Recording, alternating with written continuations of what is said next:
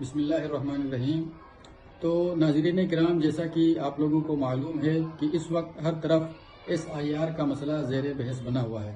لہٰذا آئیے اس SIR سے متعلق کچھ ضروری اور بنیادی باتوں کو اس ویڈیو کے ذریعے سمجھنے کی کوشش کرتے ہیں تاکہ مستقبل قریب یا مستقبل بعید میں کسی بھی طرح کی کاغذی کارروائی اور اس کی پیچیدگی سے بچا جا سکے، اور اس لیے اور بھی ہم لوگوں کے لیے ضروری اور اہم ہو جاتا ہے کہ اس فیلڈ سے تعلق رکھنے والے کچھ ماہرین نے اسے منی NRC کے مترادف قرار دیا ہے۔ تو سامعین کرام اور ناظرین نظام، آئیے جانتے ہیں اور سمجھتے ہیں کہ SIR ہے کیا اور اس کے لیے کن ضروری باتوں کا سمجھنا اور اس کے لیے تیار رکھنا اپنے آپ کو ضروری ہے۔ تو ناظرین کرام، جیسا کہ آپ کو معلوم ہے کہ بہار کے بعد اب چناؤ آیوگ نے بالکل واضح اور صاف کر دیا ہے کہ 12 صوبوں میں SIR کا عمل شروع ہوگا، اور جن صوبوں میں SIR کا عمل ہوگا ان میں اتر پردیش، مدھیہ پردیش، چھتیس گڑھ، پشچم بنگال، تمل ناڈو، گوا، گجرات، کیرل، راجستھان، پانڈیچیری، لکشدیپ، انڈومان نکوبار شامل ہیں۔ آپ لوگوں کو معلوم ہونا چاہیے کہ SIR کا یہ عمل اور پروسیس 4 نومبر سے شروع ہو کر 4 دسمبر یعنی ایک مہینے کے اندر باقاعدہ اس عمل کو مکمل ہونا ہے۔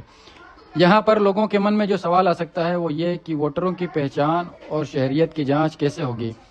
تو یاد رکھیے کہ آپ کے علاقے کا BLO گھر گھر جا کر ووٹروں کی جانچ کرے گا اور آپ سے ایک فارم بھروایا جائے گا۔ BLO صاحب آپ کے پاس علاقے کی 2002 یا 3 کی ووٹر لسٹ بھی لے کر آئیں گے، اور اسی کی بنیاد پر یہ پورا عمل اور پروسیس شروع ہوگا۔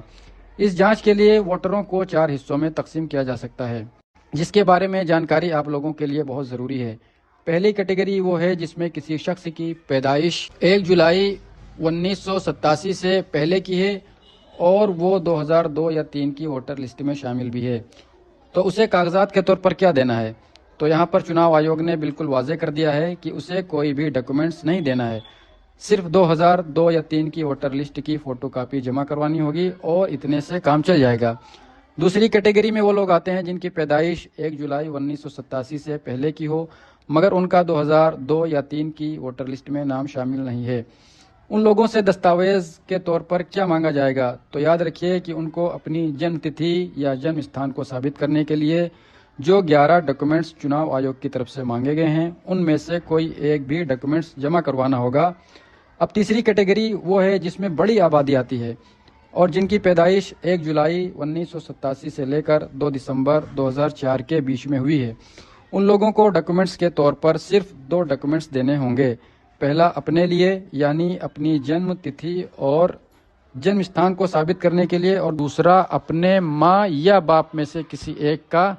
جنم تتھی یا جنم استھان کو ثابت کرنے کے لیے ان 11 ڈاکومنٹ میں سے کوئی ایک ڈاکومنٹس کو دینا ہوگا۔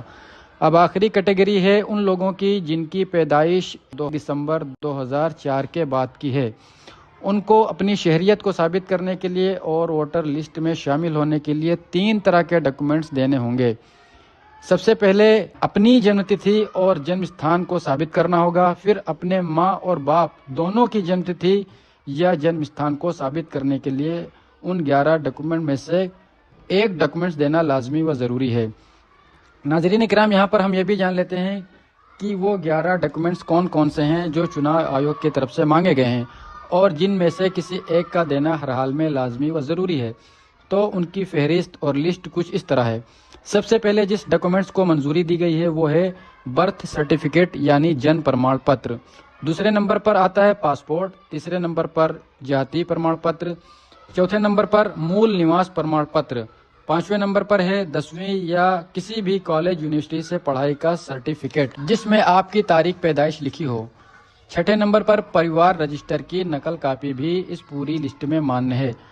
7ویں نمبر پر سرکار کے ذریعے دی گئی زمین یا مکان کے کاغذات بھی آپ دے سکتے ہیں، 8ویں نمبر پر 1 جولائی 1987 سے پہلے سرکار کے ذریعے جاری شدہ کوئی بھی پہچان پتر یا سرٹیفکیٹ اس کو بھی آپ جمع کرا سکتے ہیں، 9ویں نمبر پر سرکاری نوکری کا پہچان پتر یا پینشن کا کاغذ بھی آپ کے لیے کافی ہوگا، 10ویں نمبر پر ون ادھیکار پرمان پتر بھی آپ دے سکتے ہیں۔ یہ خاص طور پر ان علاقوں کے لیے ہے جہاں آدیواسی آبادی زیادہ رہتی ہے۔ 11वें नंबर पर NRC रजिस्टर को भी मान्य किया गया है कि अगर आपका नाम इसमें है तो आप इसे भी दे सकते हैं। हालांकि NRC का जो मसला है ये सिर्फ मुताल्लिक है और मुनहसिर है और महदूद है आसाम तक। यूपी में और यूपी के रहने वालों के लिए इसको खारिज कर देना बेहतर है। इसके अलावा एक डॉक्यूमेंट्स और भी है जिस पर बहुत ज़्यादा चर्चा और बहस हुई, वो है आधार कार्ड।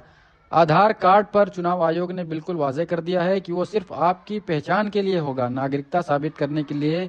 या DOB यानी डेट ऑफ बर्थ, इसका डेट ऑफ बर्थ की गरज से इसका इस्तेमाल नहीं किया जा सकता है।